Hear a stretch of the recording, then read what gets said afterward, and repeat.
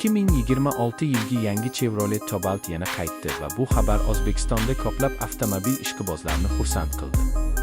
Cobalt yillar davomida oddiyligi, ishonchliligi va arzon xizmat ko'rsatishi bilan mashhur bo'lib kelgan. Yangi 2026 versiyasi shu an'anani saqlagan holda, yanada zamonaviy ko'rinish va qulayliklar bilan taqdim etildi. Tashqi dizayni yangilangan old panjara, zamonaviy chiroqlar va chiroyli disklar bilan boyitilgan. Salon ichida esa sensorli ekran, zamonaviy multimedia tizimi va qulay o'rindiqlar mavjud. Bu avtomobil endi nafaqat ish uchun, balki oila bilan yurish uchun ham qulay.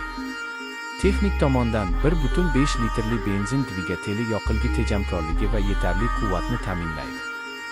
Mexanik va avtomat uzatma variantlari shahar va uzoq yo'llarda qulay haydash imkonini beradi. Xavfsizlik tizimlari ham yaxshilangan bo'lib, kundalik foydalanish uchun ishonchli himoya beradi. 2026 yilgi yangi Chevrolet Cobalt yana qaytdi va bu xabar O'zbekistonda ko'plab avtomobil ishqibozlarini xursand qildi.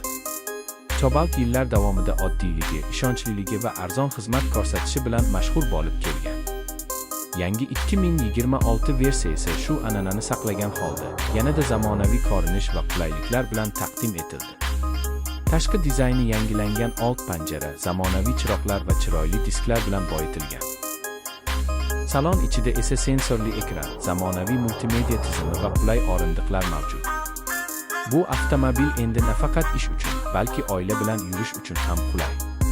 Texnik tomondan 1.5 litrli benzin dvigateli yoqilg'i tejamkorligi va yetarli quvvatni ta'minlaydi. Mexanik va avtomat uzatma variantlari shahar va uzoq yo'llarda qulay haydash imkonini beradi. Xavfsizlik tizimlari ham yaxshilangan bo'lib, kundalik foydalanish uchun ishonchli himoya beradi.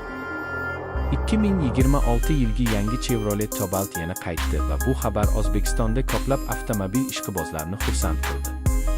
Cobalt yillar davomida oddiyligi, ishonchliligi va arzon xizmat ko'rsatishi bilan mashhur bo'lib kelgan. Yangi 2026 versiyasi shu an'anani saqlagan holda, yanada zamonaviy ko'rinish va qulayliklar bilan taqdim etildi. Tashqi dizayni yangilangan old panjara, zamonaviy chiroqlar va chiroyli disklar bilan boyitilgan. Salon ichida esa sensorli ekran, zamonaviy multimedia tizimi va qulay o'rindiqlar mavjud. Bu avtomobil endi nafaqat ish uchun, balki oila bilan yurish uchun ham qulay. Texnik tomondan 1.5 litrli benzin dvigateli yoqilg'i tejamkorligi va yetarli quvvatni ta'minlaydi. Mexanik va avtomat uzatma variantlari shahar va uzoq yo'llarda qulay haydash imkonini beradi.